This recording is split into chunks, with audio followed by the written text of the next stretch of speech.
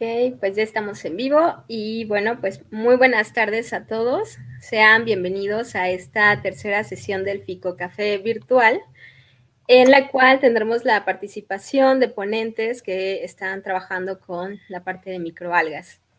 Y bueno, pues antes que nada, les agradecemos mucho su asistencia a todos los que nos están siguiendo en vivo y también les agradecemos mucho a las personas que están siguiendo la retransmisión. Y bueno, también les recordamos que este Ficocafé virtual es organizado por la Red de Jóvenes Ficólogos y por la Sociedad Mexicana de Ficología. Y bueno, una servidora agradece mucho el apoyo de ambas partes para llevar a cabo esta sesión virtual. Y bueno, el día de hoy les presentamos como primer ponente a la maestra en biología, Daniela López Mejía. Y bueno, Daniela el día de hoy nos trae la charla diatomeas bentónicas como evaluadores ecológicos. Y bueno, antes de que inicie su charla, les presento brevemente a Daniela. Ella, como les mencionaba hace un momento, es maestra en biología por la Universidad Autónoma Metropolitana de Iztapalapa. Estudió la licenciatura en hidrobiología en la misma universidad y actualmente es doctorante del programa de doctorado en ciencias biológicas y de la salud en esta misma institución. Ella ha centrado sus estudios en la investigación de diatomeas bentónicas en pastos marinos del litoral de Campeche y cuenta con una publicación científica indexada. Y bueno, pues sin más, Daniela, te damos la más cordial bienvenida a este Ficocafé virtual y bueno, te cedemos el micrófono para que puedas comenzar con tu charla. Ok, pues muchísimas gracias por la invitación.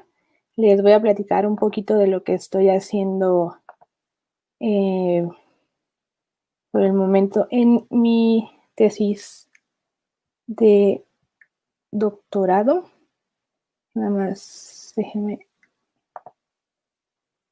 les comparto la presentación. Ok. Ajá. Ok. Bueno, como ya les mencionaron, la presentación se titula Diatomeas bentónicas como evaluadores ecológicos. Bueno, primero hay que definir dos conceptos. Uno es calidad del agua, la cual es conocida como la calidad mínima requerida para que se pueda utilizar o aprovechar un cuerpo de agua. La calidad que se necesita o los parámetros que se están buscando para la calidad de los cuerpos de agua va a depender de para qué se va a utilizar ese cuerpo de agua o, bueno, el agua. Puede ser como agua potable, para actividades recreativas, para acuicultura o para conservación de la vida acuática. Otro concepto importante que surge después del concepto de calidad de agua es el estado ecológico, el cual es la expresión de la calidad de la estructura y el funcionamiento de los ecosistemas acuáticos. Este no se relaciona con el uso que le pueda dar el humano al cuerpo de agua o al ambiente en sí, sino está más relacionado a la salud del ambiente y que pueda tener un buen desarrollo en cuanto a organismos y comunidades dentro de él. Bueno, para esto, la mayoría de las veces se utiliza lo que son conocidos como bioindicadores. Estos se conocen, son poblaciones o especies o comunidades que pueden funcionar como advertencia y que están reflejando cambios en el sistema acuático y en la salud que tiene el sistema. Por ejemplo, hay veces en las que puede venir algún evento, tal vez un huracán, la cual puede ocasionar cambios tanto en la manera funcional como estructural de los componentes de una comunidad. Entonces, esto no solo es calidad de agua, sino es que hubo un impacto, un cambio en el ambiente. pero los organismos también pueden reflejar si hay un aumento en contaminantes o en un aumento en nutrientes en la columna de agua. Se dice que existen ciertas características que tiene que tener un buen bioindicador. Una de ellas es que tienen que ser vidas cortas, porque tienen que integrar cambios a corto plazo. Si tenemos un aumento, por ejemplo, no sé, un derrame petrolero, puede ser que vamos a ver, si tenemos un organismo que tiene una vida muy larga, este derrame no se va a ver reflejado. Por eso es que tienen que tener vidas cortas. Tienen que ser abundantes para que sea fácil encontrarlos, así como fácil de muestrear, para que puedas tener acceso rápido al organismo que te está sirviendo como bioindicador. Se dice que también tienen que ser sésiles, porque de esta manera reflejan las condiciones en las que están y no van a depender de de las corrientes o que se muevan, ¿no? Y tienen que tener respuestas específicas a cambios. Por ejemplo, no sé, organismos que son poco tolerantes a aumento en la temperatura. Bueno, esos organismos no van a estar presentes, ¿no? Entonces, estas características. Los principales organismos que se utilizan son las macroalgas y las angiospermas, los invertebrados bentónicos y el fitoplancton. Cada una tiene ciertas características que les permiten o por las que son utilizados como bioindicadores. El caso del fitoplancton es uno de los más utilizados aquí en México, pero sabemos que depende de las corrientes, ¿no? Es totalmente dependiente de la columna de agua y en donde se encuentra en las condiciones, ¿no? Uno de los grupos más importantes del fitoplancton son las diatomeas. Bueno, primero, ¿qué son las diatomeas? Las diatomeas son microalgas unicelulares que pueden ser de vida libre o formar colonias. Estas tienen una característica muy importante, que es que su pared celular es de sílice, lo que conocemos como frústula. La pared celular, como está formada de sílice, permanece mucho tiempo, se conserva muy fácil. Entonces, hay veces en las que, bueno, en realidad cuando el alga muere, pues sedimenta y se queda pues en el sedimento, ¿no? Entonces, es fácil ver qué tipo de comunidad había o cuáles eran las especies de diatomeas que tal vez existían hace 50 años, ¿no? Porque las frústulas se conservan muy bien y son fáciles de muestrear, ¿no? Entonces, existen de dos grupos básicos y muy grandes de las diatomeas. Una de ellas son las planctónicas, las cuales pertenecen al fitoplancton y pasan la mayor parte de su vida, si no es que toda, en la columna de agua. Y las bentónicas, las cuales se asocian a un sustrato. Puede ser algún animal, alguna piedra, raíces de mangle, arena, diferentes tipos de sustratos. Entonces, las diatomeas bentónicas tienen ciertas características que las hacen los bioindicadores por excelencia. Entre ellas está que tienen periodos de vida cortos y son muy sensibles a diferentes parámetros ambientales, como es el enriquecimiento de nutrientes o el aumento en materia orgánica. Incluso se pueden clasificar según las características en las que mejor se desarrollan. Por ejemplo, aquellas que prefieren pHs altos o salinidades bajas, las concentraciones de nutrientes en columna de agua o el requerimiento de oxígeno que tienen, ¿no? Entonces, aparte de estas características generales que las hacen un buen indicador como individuo, lo que son las comunidades también pueden ayudar como para representar otro tipo de o un plus a estos cambios o impactos ambientales. porque se sabe que la estructura de las asociaciones está determinada por la interacción que existen entre los organismos con las condiciones ambientales y su variación. Entonces, por ejemplo, tenemos o se sabe que las diatomeas en ambientes que son limpios, que están bien, que tienen un buen estado ecológico, presentan una alta diversidad. O sea, muchas especies de estas pocas van a ser dominantes y muchas van a ser raras. O sea, las dominantes van a presentar una abundancia muy alta, pero van a ser pocas especies, no sé, 5. Y la otra, la gran mayoría, vamos a decir las otras 100 que conforman la comunidad, van a ser raras, van a presentar 2, 3 individuos. Esta estructura va a cambiar según el grado de contaminación que puede tener el ambiente. Aquí, por ejemplo, un ambiente con una contaminación moderada, se ve que hay una disminución en la riqueza de especies, ¿no? Y empieza a haber algunas especies que dominan la comunidad.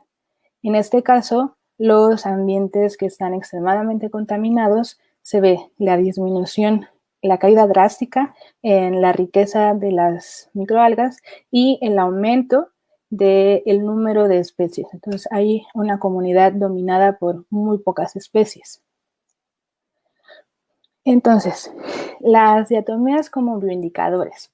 Por todas estas características que presentan y porque podrían ser considerados como el bioindicador de excelencia, son muy usadas como bioindicadores ambientales en el monitoreo de calidad de agua en ríos y arroyos, esto principalmente en Europa, en Estados Unidos y en Canadá.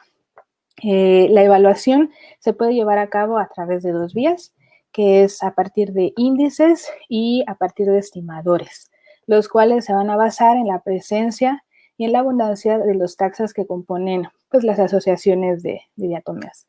Existe un gran número de índices, ese es uno de los problemas que se podrían detectar de este tipo de evaluación, que es que va a depender del ambiente y son particulares para el ambiente al que se va a evaluar. Entonces, no pueden ser empleados en otros sistemas. Entonces, aquí entra, bueno, la diferencia entre índices y estimadores, ¿no? Los índices, como ya les mencioné, son particulares porque van a depender de la comunidad, de las especies que están componiendo esa comunidad. La mayoría de los índices están basados en la ecuación de Zelinka y Marvan, en la cual a las especies se les va a asignar un número que uno que va a hablar sobre la sensibilidad que tiene algún cambio y la otra es como indicador, qué tan buen indicador. El problema pues sí, el fallo que tiene esto es que, por ejemplo, se sabe ya que una especie, la misma especie, por ejemplo, vamos a decir Navicula apta, va a tener las condiciones que necesita para su óptimo desarrollo en un río en el norte de España va a ser diferente a las que van a necesitar en Laguna de Términos, ¿no? Entonces, esto hace que los números que se le asignaron como indicador y como sensibilidad tengan que adaptarse al ambiente que se esté estudiando. Sin embargo, estos números ya están dados por default. Ya existen tablas, las cuales puedes ver cuál es el número que se le ha asignado a la especie. Esta la mayoría han sido para estudios en Europa. Entonces, se vuelve como que difícil su uso y no tan correcto, porque entonces habría que adaptar todo a la comunidad del ambiente en el que tú estás trabajando. La otra forma es a través de estimadores, que es la cual utiliza la WFD, que esta es una directiva europea en la cual lo que buscan es hacer la evaluación de todos los ríos y arroyos en Europa, la cual se basa en un marco de referencia, en el que tú tienes que buscar dentro del sistema que estás evaluando una zona en la cual se pueda considerar como que está bien, en óptimas condiciones.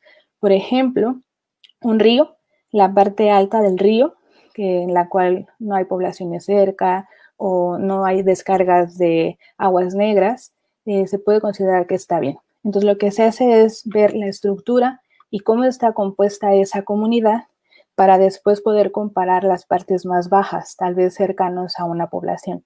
Entonces, se evalúa qué tan diferentes son ambas comunidades, una de la zona prístina y otra de la zona contaminada, y ver qué tan diferentes son y cómo se están componiendo. Entonces, de esta manera puedes saber qué tan alejada está tu población, tu comunidad de estudio a la comunidad de referencia.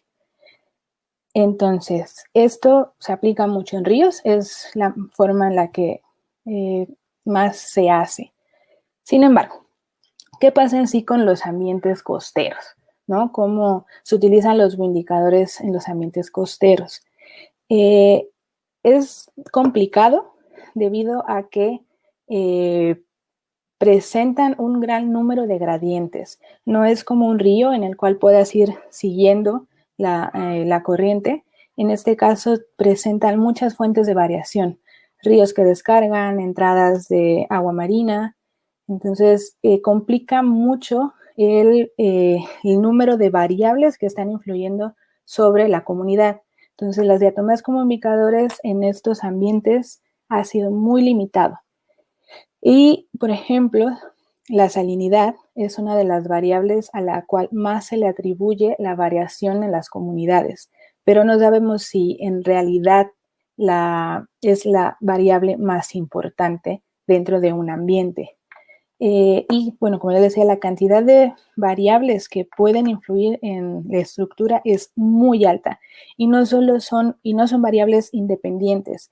No es de que tengamos 5 variables, sino que son esas 5 variables interactuando entre ellas y con la comunidad.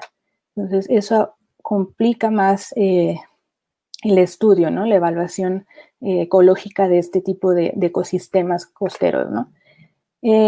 Bueno, hay otras características como que es el aumento de las especies que son planctónicas en el sedimento, ya se sabe y se asocian a procesos de eutroficación ambiental y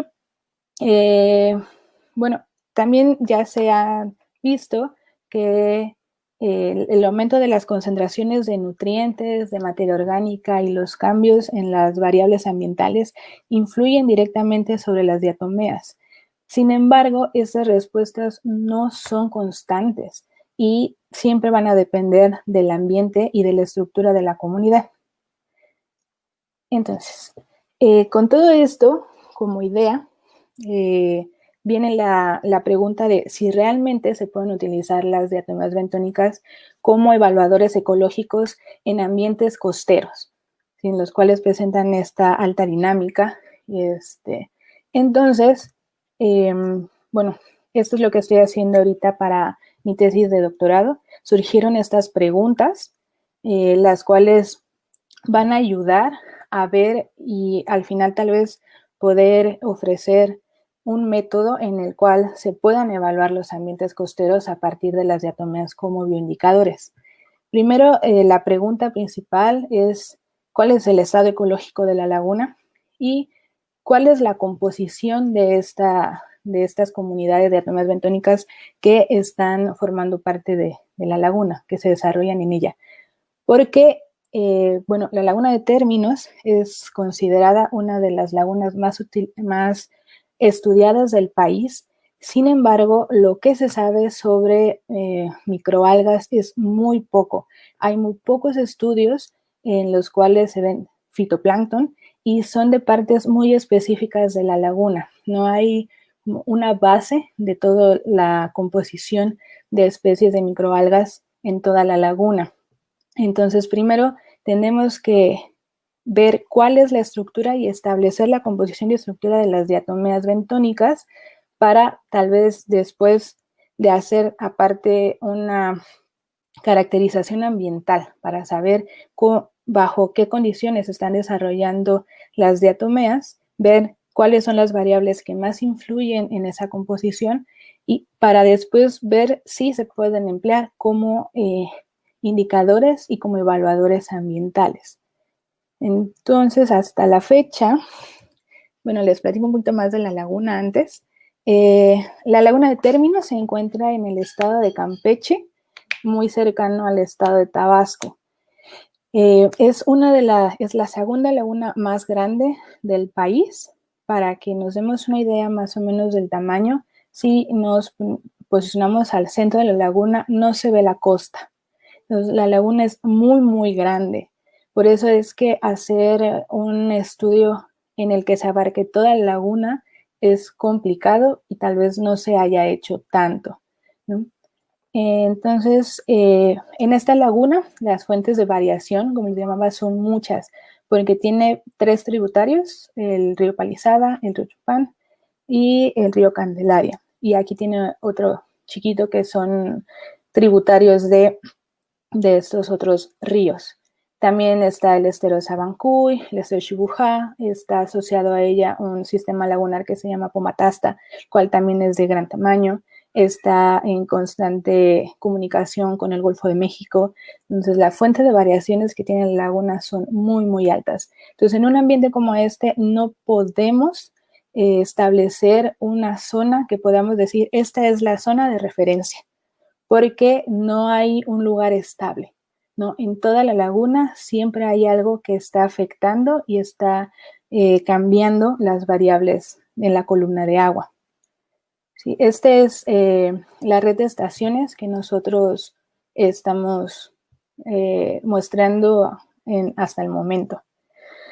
Bueno, a la fecha ya hicimos lo que es la caracterización ambiental de la laguna para poder saber cómo está funcionando y poder relacionarlo con las diatomeas.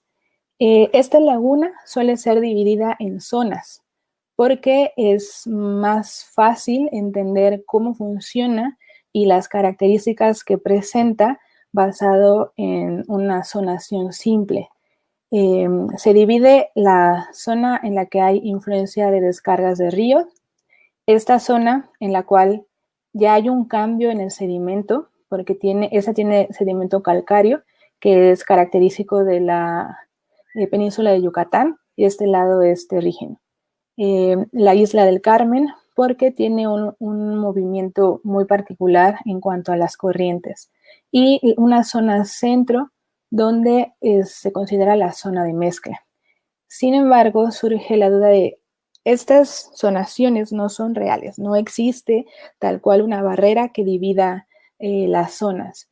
Entonces, lo que nosotros tratamos de hacer fue ver los gradientes, ¿no? Entonces, en estos mapas pueden ver gradientes multivariados, los cuales están compuestos por diferentes variables y que se puede ver cómo se ven las corrientes y las diferentes, por así decirlo, masas de agua dentro de la laguna. Entonces podemos ver que esta zonación es muy artificial, porque de secas a lluvias hay una diferencia en la variación de las variables ambientales dentro de la laguna. Entonces, estas zonas que se consideran a priori no son permanentes, no son constantes.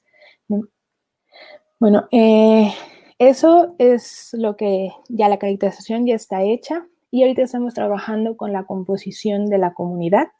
Hasta la fecha se han identificado más de 350 especies diferentes de diatomeas bentónicas en 2 temporadas climáticas, que es secas y lluvias, y falta una tercera para la época de nortes, que supongo que se van a aumentar un poco más de especies. Entonces, a la fecha vamos con la estructura para después poder hacer ya la relación con las variables ambientales.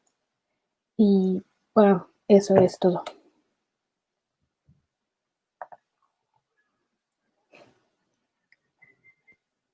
Sí, bueno, sigue toda la presentación. Hola Dani, pues muchas gracias por esta presentación. Y bueno, si en el público hubiera alguna pregunta que quisieran dejarnos en el comentario para mostrársela a Dani, pueden enviarla ahora en este momento.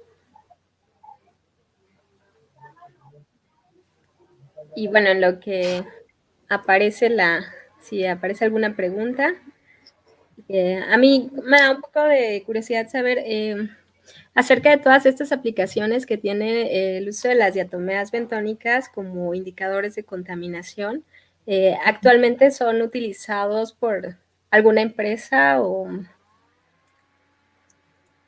Las diatomeas tal cual, así de que te pidan que utilices diatomeas, en México no, pero sí se trabaja mucho con fitoplancton. Las diatomeas son uno de los grupos más abundantes en el fitoplancton, entonces la mayoría de las veces el análisis está basado solo en diatomeas. Entonces yo he podido participar en algunas evaluaciones ambientales para consultorías privadas y lo que nos piden son fitoplancton y la mayoría de las veces es sobre diatomeas. Pero sí he tratado de hacer mi lucha, por así decirlo, de que se utilicen las diatomeas bentónicas, pero pues ahí vamos, todavía no es tan aceptado. Ok, esta es la primera de Sergio Alba. La evaluación también la hace o piensa hacerla según la composición bioquímica de las especies. La concentración de diferentes compuestos varía bastante según las condiciones. No, o sea, la evaluación se hace solo basado en la presencia, ausencia de especies, por así llamarlo, o sea, en la composición de la comunidad, ¿no? Porque parte de utilizar un evaluador ecológico es que sea sencillo, sea simple. Entonces ya entrar en la parte de la composición bioquímica y en eso complica un poco más, ¿no? Entonces, solo con la estructura de la comunidad y las variables ambientales.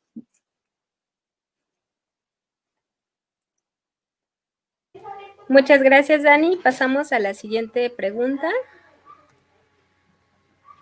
¿Cuál sería tu justificación de darle más peso a las diatomeas sobre el fitoplancton? La justificación es que son las más importantes. O sea, dentro del fitoplancton, una de la comunidad o el grupo que llega a tener mucho más peso en composición, en abundancia, son las diatomeas. Entonces, y vamos, las diatomeas tienen esta característica, como les mencioné, de la frústula, que no solo les permiten ser evaluadores ecológicos actuales de lo que está pasando actualmente, sino que nos podemos regresar a ver tal vez cuál era el estado de hace 50, 100 años del mismo ambiente, porque las frústulas se mantienen.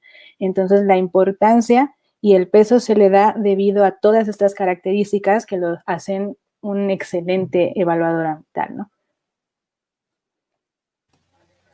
Ok, muchas gracias, Dani.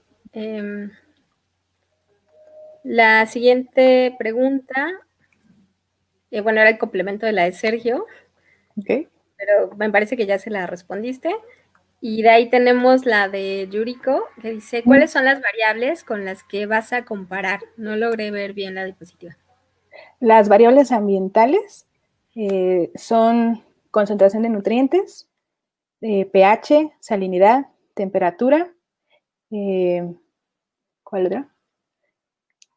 Son esas nada más y también se van a meter variables de sedimento. Vamos a ver este tipo de sustrato, porque yo estoy trabajando solo con diatomeas de sedimento, pero se sabe que la composición también cambia según lo fino del sedimento. Entonces también se va a meter granulometría y nutrientes en agua intersticial, porque se podría decir que están más en contacto con el agua que está dentro del sedimento. Entonces, son bastantes variables. Ok, gracias. Y bueno, Dani, me parece que ya no hay más preguntas. Entonces, bueno, a nombre de la Red de Jóvenes Ficólogos y de la Sociedad Mexicana de Ficología, te agradecemos mucho tu participación dentro de este evento y pues muchísimas gracias por aceptar y por esta charla tan enriquecedora. No, pues muchísimas gracias en verdad por invitarme. Pues aquí andamos. Gracias, Dani.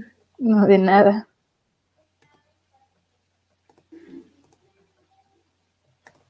Muy bien, bueno, pues ahora daremos paso a nuestra siguiente ponencia, en la cual tenemos invitado al doctor David Alfaro Siqueiros Beltrones, Y bueno, pues antes que nada los saludamos cordialmente, doctor. Sea bienvenido a esta sesión del Fico Café virtual.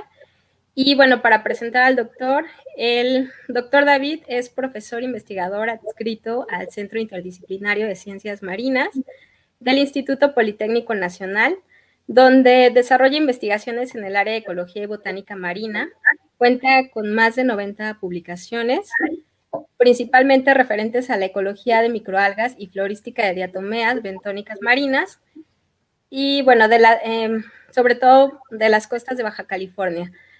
Asimismo, ha publicado artículos y un libro sobre filosofía de la ciencia. El doctor ha impartido cursos a nivel de licenciatura y posgrado referente a estos temas y ha dirigido 2 tesis de doctorado, una de licenciatura, ha participado en comités de tesis a nivel de licenciatura y posgrado y actualmente pertenece al Sistema Nacional de Investigadores con nivel 1. Y el día de hoy nos presentará la plática titulada Serendipia y método científico, origen trombolítico de las lagunas costeras. Entonces, le cedo el micrófono, doctor. Muchas gracias, Cristina. Bueno, vamos a ver si rescatamos esto.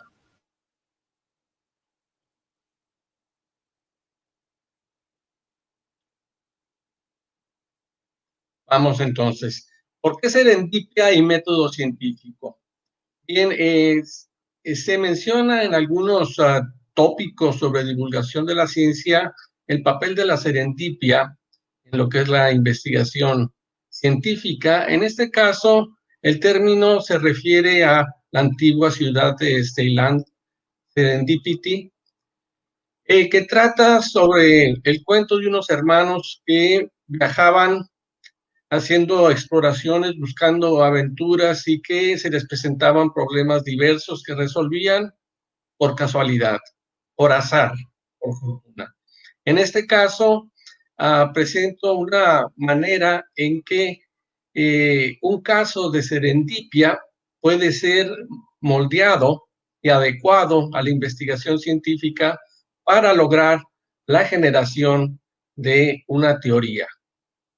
La siguiente, por favor. Veamos primeramente. Método científico lo consideramos como un proceso sui generis, es decir, muy en su propia naturaleza.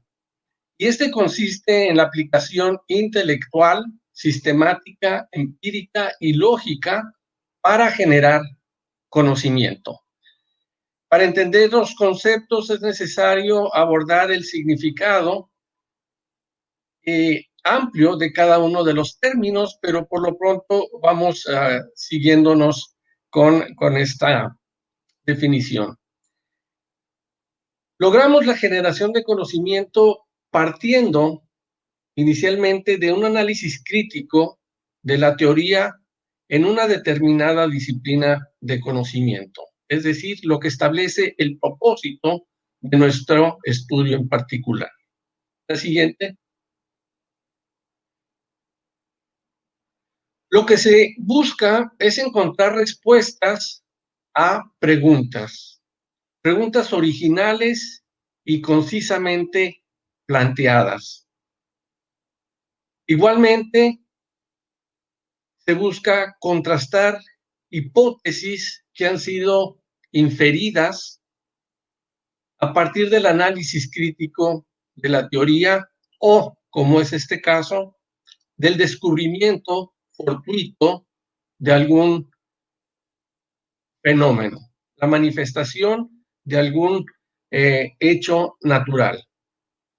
Para poder rescatar estas observaciones serendipíticas, es necesario citar en este caso a Pasteur, quien decía, el azar favorece solamente a los espíritus preparados, y es en donde encontramos el reto como estudiantes de ciencias o como investigadores científicos, qué tan alerta podemos estar en descubrir regularidades o irregularidades en la naturaleza. La siguiente, por favor. En este caso, apelamos al uso de la hipótesis como un recurso del científico para dirigir sistemáticamente su investigación. Lo consideramos una inferencia del tipo deductivo, pero en particular del orden abductivo, no exactamente una deducción, dado que no resulta obvio en lo que sería una inferencia silogística, sino al ser abductiva, se presta y requiere de una contrastación con la base empírica, con la experiencia. A la vez, se considera su propiedad predictiva. ¿Por qué? Porque las hipótesis son modelos y consisten en una respuesta que proponemos para la pregunta, problema que hemos extraído de la teoría o de la inspección de algún fenómeno natural. La siguiente, por favor. En este caso, resaltamos que la hipótesis nos indica lo que estamos buscando y nos sirve de guía en lo que son las observaciones. No hacer sinónimo observación con inspección, que es lo que hacemos, ver el fenómeno detenidamente, sino vamos haciendo anotaciones, lo que son las observaciones en sí, cuáles son las que nos van a servir para responder nuestra pregunta. La siguiente, por favor. El caso de Serendipia lo vamos a remontar hasta 2005. Muchos de ustedes todavía no tenían idea de lo que iban a estudiar y nos ubicamos en la parte sur de la península de Baja California, en lo que es la Ensenada de La Paz, en su nombre oficial, que es en realidad una laguna costera, en donde situamos el Centro de Investigaciones Marinas, el CICIMAR, del Politécnico, en esta pequeña península. La siguiente. Nuestro propósito en este caso era estudiar la estructura y distribución de las taxocenosis de diatomeas bentónicas en los márgenes de la laguna costera. Entonces estábamos haciendo prospecciones a todo lo largo de los márgenes, recolectando muestras de sedimentos, procesándolas y encontrando algo parecido a esto, ¿sí? Diatomeas bentónicas. Siguiente, por favor.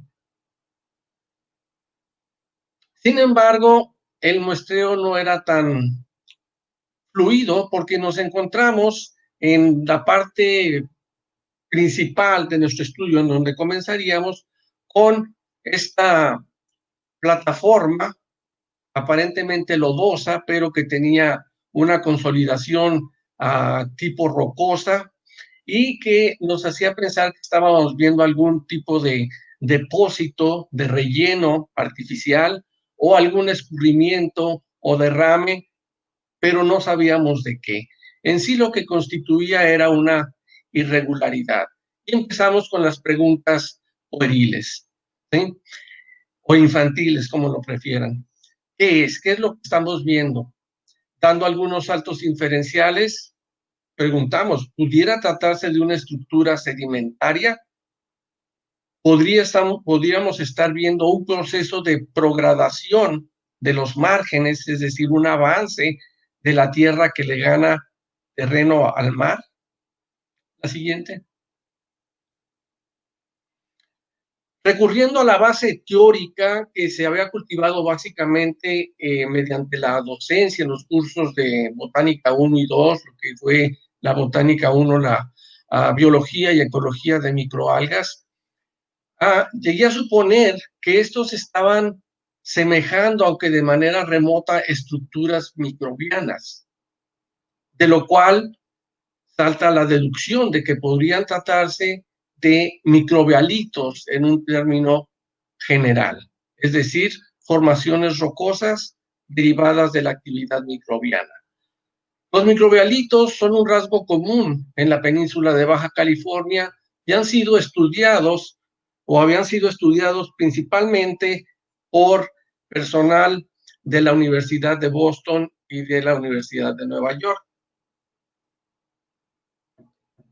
Entre los colegas de Boston, pues estaba la doctora Lynn Margulis, quienes venían a estudiar principalmente lo que era el desarrollo de estromatolitos incipientes. La siguiente, por favor. De ahí surge la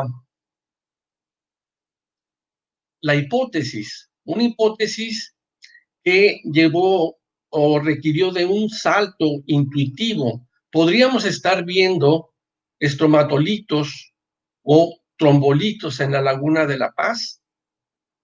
¿Por qué trombolitos y no estromatolitos? Bueno, los estromatolitos tienen unas formas mejor definidas, sobre todo una estructura interna que los diferencia claramente de lo que son los trombolitos. Los trombolitos, como su nombre lo dice, son formaciones rocosas formadas por la coagulación de los sedimentos. La siguiente, por favor. En contraste, pero dando un salto hasta 2011, pues tuvimos la oportunidad de viajar a Bacalar, Quintana Roo, y observar estas formaciones estromatolíticas que resaltaban de manera, digamos, notoria estas estructuras que parecen excrementos gigantes de vaca. Fueron estudiados por el doctor Gisler en 2008. Tuvo que venir gente del extranjero a hacer los estudios, primeramente reconociéndolos como estructuras microbianas bastante discretas, bastante bien definidas, a diferencia de lo que encontré en la Laguna de La Paz. La siguiente. Igual en Bacalar, paseando por el malecón de la laguna costera, que a diferencia es una laguna de agua dulce, encontramos estos bloques que inmediatamente me dieron la impresión de tratarse de bloques trombolíticos que vamos a comparar con observaciones posteriores. La siguiente. ¿Qué son los trombolitos? Los trombolitos son estructuras rocosas de origen sedimentario que son formados por el entampamiento, precipitación, compactación y cementación debidos a la actividad microbiana. Alcanzan esta consolidación que les da el término de litos o litificados. La siguiente. Pero lo que estábamos observando nosotros eran formaciones rocosas que no estaban litificadas. El grado de consolidación todavía era deleznable. De ahí surgió la idea de denominarlos protrombolitos. Por lo tanto, acuñamos este término. Si ustedes lo encuentran en internet, es culpa de un servidor. La siguiente.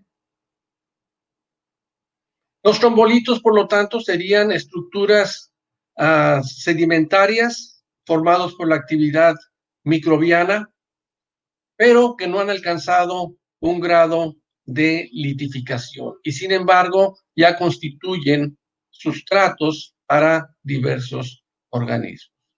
La siguiente. Entonces, siguiendo la aproximación sistemática para no perdernos en lo que era el estudio de índole científico, regresamos a la pregunta: ¿qué son? ¿Cómo surgen? ¿Qué los genera? ¿Cómo evolucionan? Y una más comprometedora,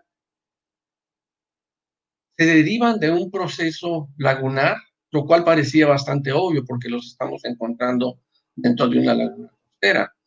La siguiente, por favor. Entonces, haciendo las prospecciones con esas preguntas en mente, empezamos a reconocer otro tipo de formaciones u otro tipo de manifestaciones de lo que sería la actividad protrombolítica. Y surge la hipótesis de trabajo de que los protrombolitos podrían derivar del desarrollo de esto que vemos aquí, que son tapetes conglomerados, tapetes que han ido coagulando sedimentos que han sido atrapados durante los procesos de marea. La siguiente.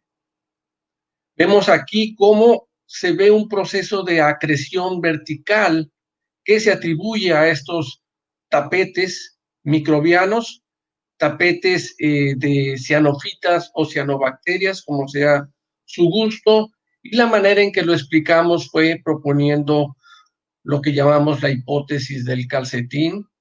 ¿Por qué? Porque era común encontrar en las playas calcetines o medias deportivas llenas de arena, pero la pregunta es ¿por qué no estaban vaciadas? En este caso, lo que nos llevó a suponer es que la malla formada por las cianofitas filamentosas que formaban el tapete permitían la filtración de sedimentos finos y sedimentos cementantes como el carbonato de calcio a través de esa malla y se iban acumulando, pero que este proceso era factible debido a que la marea que había subido varios cientos de metros, no solamente por arriba, sino también por abajo, por los sedimentos, al regresar provocaba un vacío que succionaba los sedimentos, forzándolos a través de la malla y logrando este crecimiento vertical. La siguiente, por favor. Otra hipótesis de trabajo que hubo que lanzar es que las especies de cianofitas que formaban estos tapetes que pudimos ver en las diapositivas anteriores eran las mismas especies que estarían formando los tapetes conglomerados y que estarían aún manteniendo los bloques protrombolíticos vivos. Esto no fue difícil de demostrar. La siguiente, por favor. Algunas muestras observadas al microscopio nos mostraron que estos tapetes estaban formados principalmente por filamentos multiseriados larguísimos de Micropolius tonoclastes, que es muy común en la península de Baja California, en ambientes de desecación incluso. Y estos filamentos multiseriados pues están formados por tricomas múltiples que quizá no tengan esas longitudes, pero se van acoplando dentro de una vaina mucilaginosa, extendiéndose por muchos milímetros y a la vez propiciando el entampamiento de los sedimentos. Junto con Micropolius encontramos otras formas de cianofitas filamentosas como son Oscillatoria limosa, también conocida como Limbia estuari, muchas otras especies de cianofitas y en la superficie al menos también muchas formas de diatomeas que son las que estudiamos primeramente. Siguiente, por favor. Pero lejos de responder todas las preguntas iban surgiendo otras que estaban motivando un mejor estudio de estos sistemas. Esta pregunta, si los protrombolitos sirven solo como evidencia de la actividad microbiana pasada o juegan algún papel ecológico, geológico moderno. Siguiente, por favor. Surgió entonces una hipótesis más elaborada que nos dice que el desarrollo de los protrombolitos en la Laguna de La Paz, que consiste en un crecimiento mar adentro, es decir, la progradación, estaría dando lugar a puntas que iban a promover el asolvamiento de manera dinámica del cuerpo lagunar en contraste con lo que sería un asolvamiento pasivo, que es lo que proponen o propondrían las teorías oceanográficas sobre la formación de lagunas costeras. Y en este caso yo les recuerdo cuando jugábamos de niño con tierra y agua, que hacíamos laguitos o lagunitas, y que al primer descuido una mayor cantidad de agua nos disolvía las barreras de tierra o de arena, disolviéndolas e impidiendo la formación de la pequeña cuenca que estábamos proyectando.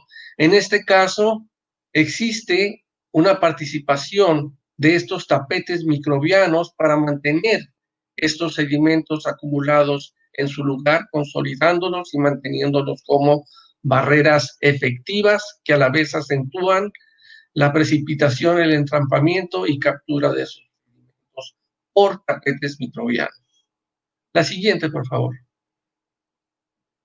En este caso, se desarrolló lo que llamaría una teoría paleoecológica, que diría, las cianofitas formadoras de tapetes gruesos habrían generado la barra arenosa que dio lugar a la Laguna de la Paz. Esta barra arenosa, conocida como el mogote, cuyo crecimiento es de oeste a este, y que transformaría, la siguiente por favor, una primitiva ensenada en lo que es la laguna costera actual. De acuerdo a esto con la teoría oceanográfica clásica que vemos en Langford, en Fleger, más moderna con Yerbe, y que transfirieron los colegas Nava y Cruz, geólogos marinos, a explicar el origen de la Laguna de la Paz, ellos refiriendo a un transporte litoral que vendría del noroeste y que traería consigo sedimentos que serían depositando en un proceso acelerado por la existencia de una punta. Pero ellos proponen una punta hipotética y no tuvieron el recurso para describir el desarrollo de este obstáculo que promovería la precipitación y sedimentación.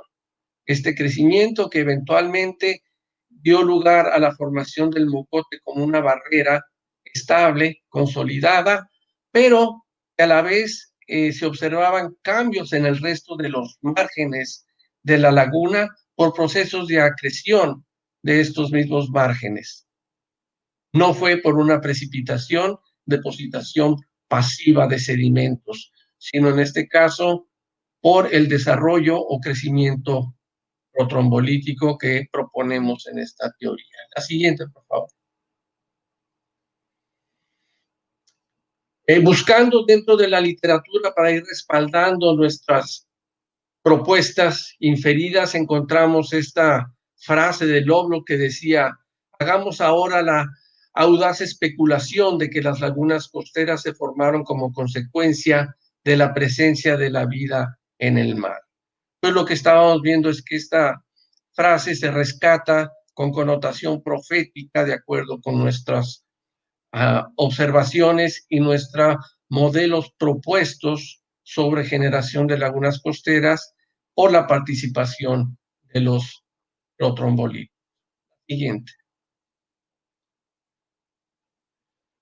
Nuevamente surgen otras hipótesis que, por supuesto, tratan de responder a otras preguntas. Una hipótesis que nombramos uno, que nos dice que las formaciones protrombolíticas se presentan en la mayor parte de los márgenes de la laguna, es decir, son la generalidad, no son discretas ni son excepciones. Una hipótesis 2 que nos dice que estructuras consolidadas o litificadas serían las que refieren como roca de playa en algunos estudios geológicos. Eso sería nada más empatar lo que está en la literatura con lo que nosotros estábamos observando en campo. Una hipótesis 3 que dice que esas formaciones se habrían de encontrar tierra adentro, ya sea enterradas o expuestas. ¿Por qué? Porque se hipotetizaba que estos desarrollos protrombolíticos habían tenido muchos miles de años de desarrollo y se deberían encontrar muy alejados de los márgenes actuales. Una hipótesis 4 que nos decía que las estructuras que se hallarían en la base del mogote, es decir, en donde se forma la axila entre la Barrera y la Ensenada estarían consolidadas o litificadas, es decir, serían ya trombolitos. La siguiente, por favor. Obviamente, para contrastar estas hipótesis, hubo que hacer recorridos a lo largo de los márgenes de la laguna costera, en todos estos puntos de manera económica, pero por supuesto haciendo extensivas las inspecciones para recabar las observaciones que respaldaran nuestras hipótesis. Entonces, con base en ello, pudimos respaldar las hipótesis 1 y 2. La siguiente, por favor.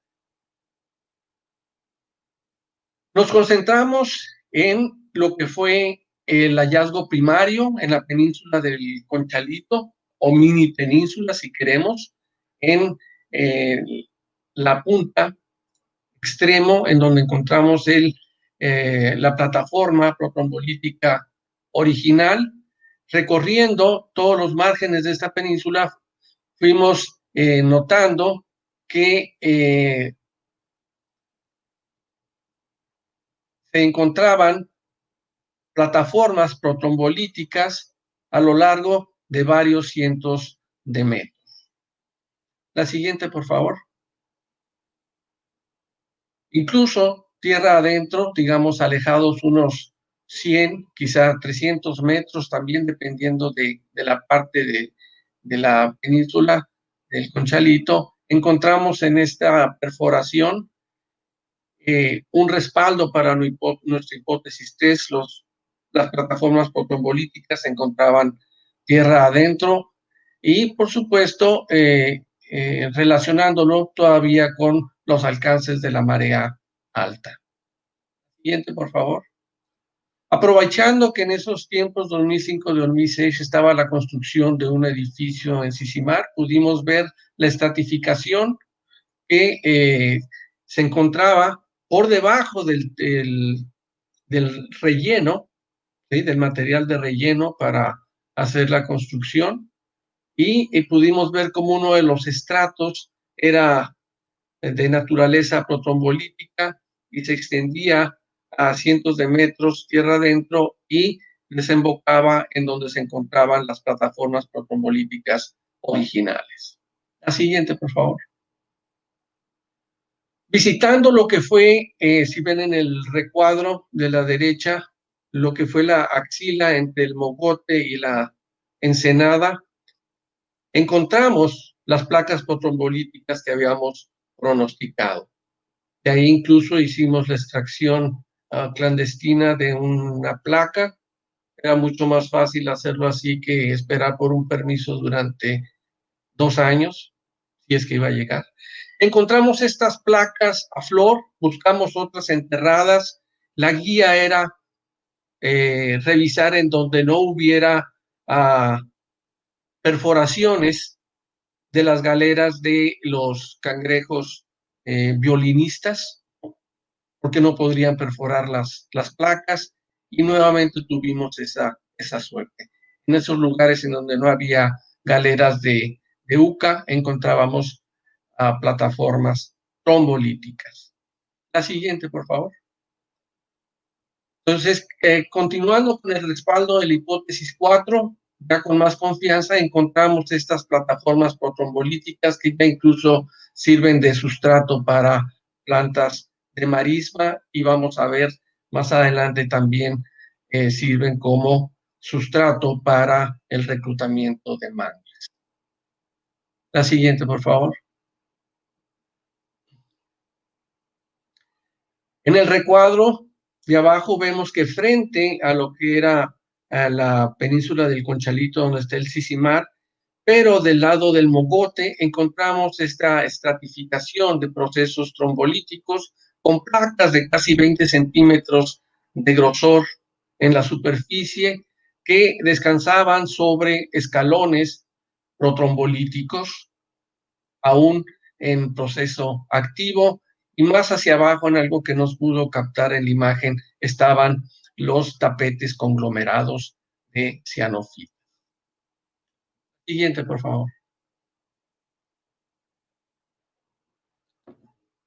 Continuando con las observaciones a los márgenes de la laguna, en un lugar que se conoce como La Marina, en el cuadro de arriba a la izquierda, encontramos lo que sería una plataforma en donde se habían fragmentado bloques, lo cual habría que tratar de explicar. Pudiera ser que respondieran a la dinámica de los polígonos de desecación que propuso Lynn Margulis, o que haya sido una plataforma continua que alguna vez fue socavada por la marea y en donde los bloques se fueron desprendiendo, como aparece en las imágenes de abajo, en donde se ven los bloques fracturados por el socavo de los sedimentos en donde se estaban descansando y donde se descubren otros estratos aparentemente activos, aunque quizá más antiguos.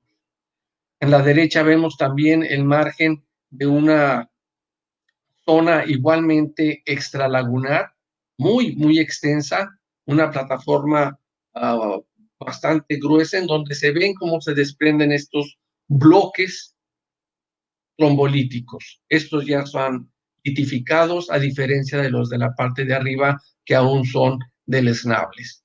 La siguiente, por favor. Esto nos obligó a buscar lo que eran las imágenes de los muy celebrados o famosísimos estromatolitos, sobre todo los de Chack Bay, que los presentan como crecimientos verticales a manera de hongos, los estromatolitos columnares.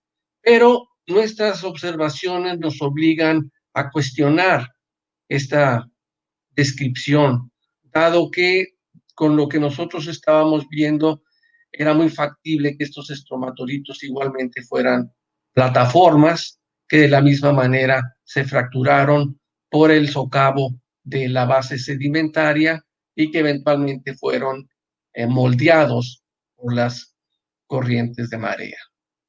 Obviamente, cuando se propuso esto, algunos geólogos nos saltaron al cuello, pero nos capeamos adecuadamente. La siguiente, por favor.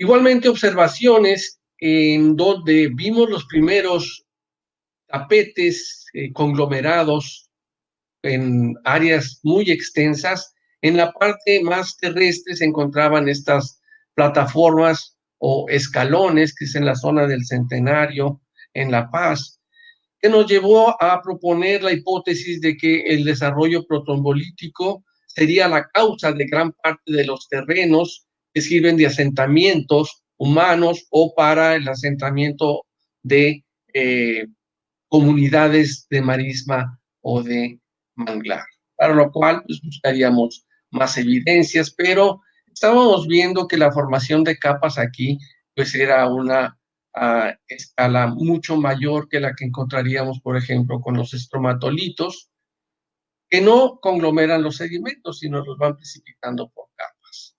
La siguiente, por favor. Entonces, este proceso de acreción promovido por la actividad protombolítica estaría conduciendo hacia el asolvamiento o cerramiento de la laguna costera por todos los frentes, por decirlo así, en todas direcciones. Y lo mismo sucedería con todas las lagunas costeras, que son muchísimas, que tienen el mismo origen alrededor del planeta. Siguiente, por favor. Dicho eso, pues se lanza la hipótesis de que este proceso lagunar todavía en esos tiempos debería existir en el resto de los sistemas lagunares del noroeste y, por supuesto, pensando en todo el territorio y el resto de las costas del planeta. Entonces hubo que proyectar inspecciones en el sistema lagunar de Magdalena, sistema lagunar de Bahía Concepción, Laguna San Ignacio y por supuesto en las costas de Sonora. Y vamos a ver por qué, por supuesto, en las costas de Sonora, aparte de que fue uno de los primeros lugares en donde se registraron los hallazgos de estromatolitos, pero no de trombolitos. Y mientras en corto, pues hicimos las visitas a ambientes extralagunares, fuera de la Laguna de la Paz, en Calerita, Las Brisas y otros en Isla Espíritu Santo, en lugares en donde había crecimientos de manglar. La siguiente, por favor. En Isla Espíritu Santo, esto es lo que encontramos, proyecciones o procesos de progradación ya litificados en el lado expuesto. Los que están a la izquierda son en el lado protegido de la isla, y muchas de estas formaciones rocosas contienen fragmentos en gran cantidad de coral.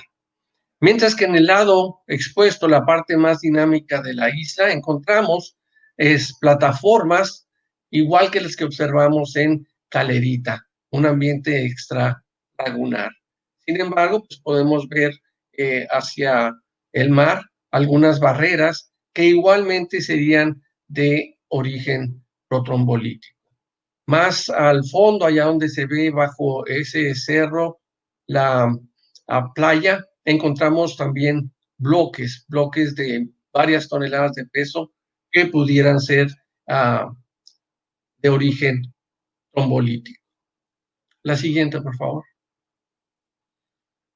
Entonces, la primera prueba de hipótesis sobre que era un proceso lagunar y debería ser característico de todas las lagunas costeras, por eso le llamamos la hipótesis Big Time, ¿sí?, fue en Bahía Magdalena, en lo que fue el pueblo de San Carlos, y encontramos afloramientos de estas plataformas trombolíticas. Igual que los trombolitos, pues también buscamos protrombolitos y los encontramos en el recuadro. Vemos ahí en donde señalan todo el sueldo de un mes, lo que eran los tapetes ya acrecidos y en proceso de desecación, y una parte en donde se encuentran las estructuras trombolíticas deleznables o protrombolitos. Encontramos también, ya estábamos haciendo los análisis mineralógicos con ayuda de la doctora Janet Murillo, y se demostró que la composición de estos incluía minerales de ambientes de baja energía y cantidades variables de micrita o microcristales de carbonato de calcio como cementante. La siguiente. La observación biológica nos mostró que estos tapetes ya desecados conservaban solamente los templetes de las vainas de los filamentos multiseriados de las cianofitas, como evidencias de que seguíamos en buen camino. El siguiente. Algunos estudiantes, compañeros de mis alumnos y colaboradores de esta investigación, se contaminaron con lo que estábamos haciendo. Ellos trabajaban con mamíferos marinos, visitaron la laguna de San Ignacio, que es conocida precisamente por la entrada de las ballenas en esa zona, y aprovechando que llevaban sus cámaras, porque trabajan igual que nosotros en este estudio con mucha fotografía, encontraron plataformas protrombolíticas que nos hicieron llegar y nos sirvieron para respaldar nuestras propuestas de que otras lagunas tendrían el mismo origen y eventualmente el mismo final. La siguiente, por favor. Igual, otro estudiante de mastozoología encontró esto en Bahía Concepción. Estos ya no son protrombolitos, son plataformas trombolíticas, litificadas, consolidadas, que nos muestran algunos eventos de cuando todavía era una plataforma lodosa, porque encontramos esas rocas grandes embebidas en el trombolito.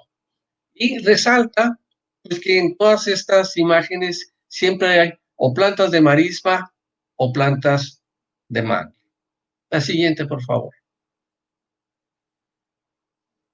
Como lo prometí en un principio, esta imagen nos muestra por qué ese bloque en Bacalar me llamó la atención, porque había sido yo testigo en una presentación de una agencia de ecoturismo, lo que sería un proyecto ecoturístico en Sonora, y mostraron esta diapositiva en donde algunos paisanos seris estaban sentados sobre bloques que yo reconocí como trombolíticos y que son idénticos a los que observamos en el malecón de Bacalar. Obviamente la propuesta para estas personas fue que hicieran público, hicieran propaganda de la existencia de estas estructuras fósiles, microbianas como tal, y obviamente pues no hubo eco, pero seguimos insistiendo. La siguiente, por favor. La cuestión entonces nos llevó a examinar la relación entre protrombolitos, plataformas protrombolíticas y los mangles con los cuales siempre estaban asociados, y nos llevó a la propuesta de una hipótesis que llamamos hereje. Hereje en el sentido de su significado en griego, que es alternativa. ¿A qué? A que los mangles no son realmente formadores de terreno costero, sino son oportunistas que ocupan el terreno formado por los tapetes microbianos cuando estos se están consolidando como protrombolitos. La siguiente. Vemos estos ejemplos. Arriba a la izquierda encontramos lo que pudiera ser el segundo o la segunda plataforma protrombolítica con un mangle bastante viejo, del género Avicennia. A la derecha encontramos una lagunaria anclada sobre un escalón lodoso en proceso de consolidación, pero igual de origen protrombolítico. Abajo a la izquierda encontramos unas extensiones trombolíticas, protrombolíticas, una mezcla de estas en donde se asientan reclutas de Rhizophyra mangle, las cuales pueden aprovechar incluso, como se ve abajo a la derecha, los tapetes todavía sin consolidar un proceso de conglomeración. La siguiente, por favor. La relación del asentamiento de mangles o la ocupación de los terrenos protrombolíticos por plantas de mangle lo vemos en estos prefósiles, digamos prefósiles porque aún no tienen los 10.000 años. La Laguna de La Paz tendrá 6.000-7.000 años, hay que ver la definición de fósil, y estas estructuras pues nos llamaron la atención hasta que establecimos la relación. Eran rizolitos, ¿sí? Lo que eventualmente serían fósiles de raíces de mangle. Nuestra inspección de las playas en Calerita, en las diapositivas de abajo, muestran bloques con perforaciones y en algunos casos estas perforaciones con un crecimiento a manera de volcán, en donde la hipótesis es de que eran los lugares de anclaje de las raíces de mangle. La siguiente, por favor. Las últimas observaciones las pudimos realizar alrededor del 2017, no hace mucho, ¿sí? En donde encontramos evidencias de nuevos reclutamientos. En la fotografía de este cartel a la derecha aparece lo que fue el primer espécimen de Avicennia y un nuevo recluta. Y ya tenía a más del metro de altura y pues no nos habíamos percatado, entonces tuvimos que revisar nuevamente las plataformas y el reclutamiento en estas plataformas que fueron las primeras que observamos. Sirvió de algo porque encontramos que estas plataformas igualmente estaban estratificadas. La siguiente. Y continuando con lo que es más la regla que la excepción en lo que es el desarrollo tipo protrombolito o trombolítico, estas imágenes enviadas por uno de mis colaboradores ya como investigador activo lo que observó en las costas de Yucatán. Es decir, estaba mostrando cómo este tipo de desarrollos sedimentarios promovidos por la actividad de las cianofitas se extendía a todas partes del territorio. Siguiente, por favor. Encontramos esto también en las playas de Mazatlán, con una plataforma de forma caprichosa que igualmente fue observada por un estudiante de mastozoología e inmediatamente reconocimos como un desarrollo protombolítico que pues desafortunadamente no hemos podido ir a inspeccionar. La siguiente, por favor. Entonces, ya para finalizar, pues surgen nuevas preguntas para continuar con estas investigaciones. Nos preguntamos qué carácter distintivo se puede investigar, es decir, qué huella pudiera buscarse que se presente desde los tapetes conglomerados hasta los trombolitos y o protrombolíticos alejados de la costa, es decir, en donde pudo haberse iniciado la formación lagunar. Esto evidentemente conllevaría un planteamiento y la propuesta de una hipótesis que aquí llamamos de el millón. Incluso para quien tiene algún fin más ecológico y convicciones utilitaristas en el buen sentido, hemos propuesto la hipótesis de que de estas formaciones sedimentarias llevarían a cabo el secuestro de elementos potencialmente tóxicos, dejándolos entrampados o atrapados entre lo que es la nueva formación rocosa y evitando sus efectos nocivos a lo que son las comunidades vivas. La siguiente. Habría también que demostrar que las formaciones rocosas de roca de playa, valga la redundancia, como las que observamos en Balandra, tienen un origen similar con las características particulares de las arenas de estas zonas. La siguiente. Para ello, pues obviamente hubo que realizar los informes científicos correspondientes, dio lugar a un buen número de publicaciones y a colaboraciones interdisciplinarias incluso. Sin embargo, no se pudo lograr el apoyo de CONACYT para continuar con, ahora sí, el último reto de la investigación, porque los colegas que lo revisaron decían que todo esto ya se sabía, lo cual, por supuesto, es falso. Finalizamos con la siguiente, por favor. Entonces, pues continuamos trabajando felizmente con diatomeas bentónicas, lo cual pues trae también sus grandes satisfacciones, sobre todo con los últimos estudiantes que se han reclutado con mis proyectos de trabajo. ¿Todo? ¿Preguntas, por favor?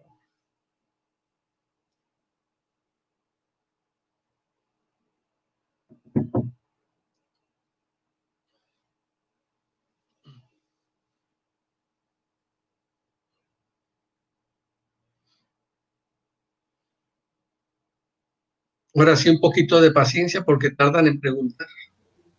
Anímense, chicos. Toda esta investigación la pueden encontrar en ResearchGate, ¿sí? Bajo mi perfil. Está disponible y si no, pues se pueden comunicar conmigo, con gusto les hago llegar la información. Bueno, pues muchas gracias, David, por la presentación. Y sí, aquí tenemos algunas preguntas, entonces vamos a pasar a leerlas para que pueda responderlas. La primera es, ¿se ha estimado las tasas de crecimiento y o sedimentación de las plataformas protombolíticas? Creo que tienes un proyecto de postdoc ahí, ¿sí? Habría nada más que redondearlo con toda la parafernalia teórica que requiere, pero es algo que se debe hacer. La aproximación inicial pues tendría que hacerse de manera gruesa, considerando que el mogote tiene un área, tiene una edad de 6.000 a 7.000 años, y partiendo de ahí pues se puede proponer esta tasa de crecimiento, pero eventualmente habrá que considerar factores que pudieran acelerar o desacelerar su crecimiento, como son los cambios climáticos, no ocasionados, por supuesto, porque estemos exhalando CO2, sino porque es la evolución natural del planeta. Es más interesante.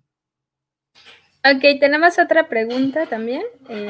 En ciertas temporadas, las macroalgas varan y se descomponen sobre los tapetes protombolíticos. ¿Pudiera haber alguna influencia de las macroalgas sobre estos? Francamente no tengo idea, me parece una pregunta legítima.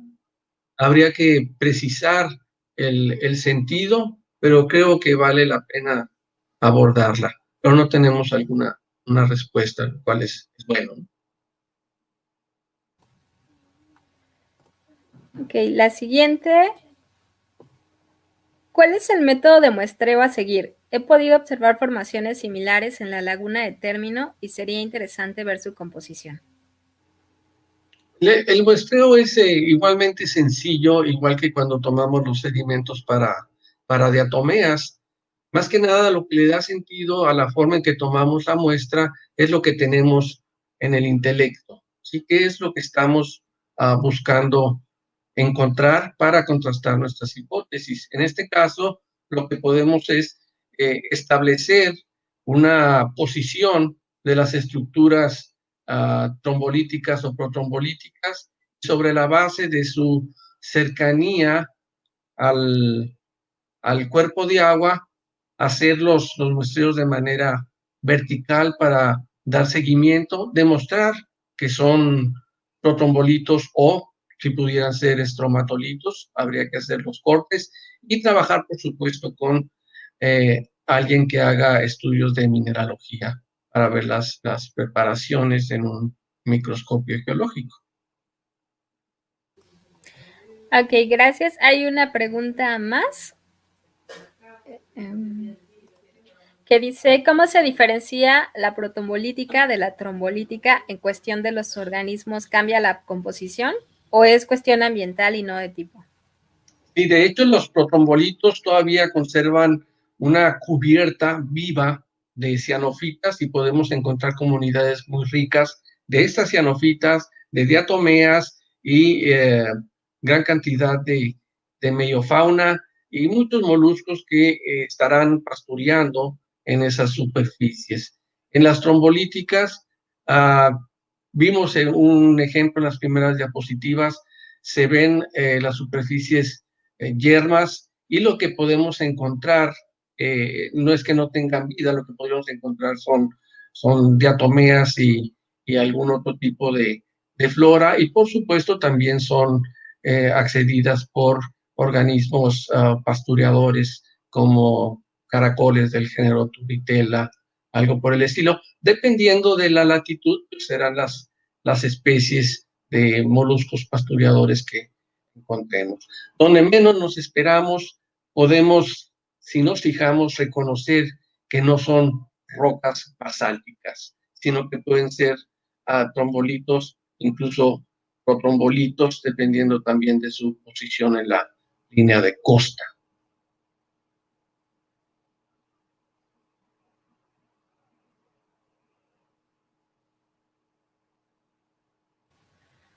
Muy bien, doctor David, muchas gracias. Son todas las preguntas que tenemos para usted en referencia a esta charla.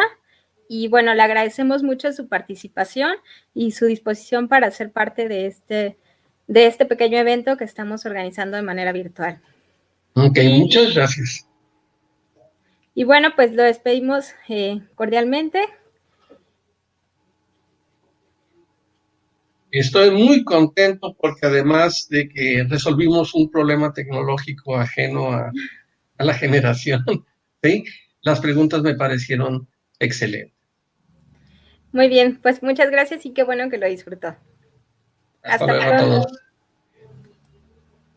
Y bueno, pues sin más, agradecemos a todos los asistentes y a los invitados nuevamente que nos acompañaron en esta sesión, el haber participado en este tercer FICOcafé virtual. Y bueno, también pedimos una disculpa por los problemas técnicos que tuvimos y bueno, sabemos que son cuestiones que ahora no podemos manejar al 100%, pero esperamos que no se repitan.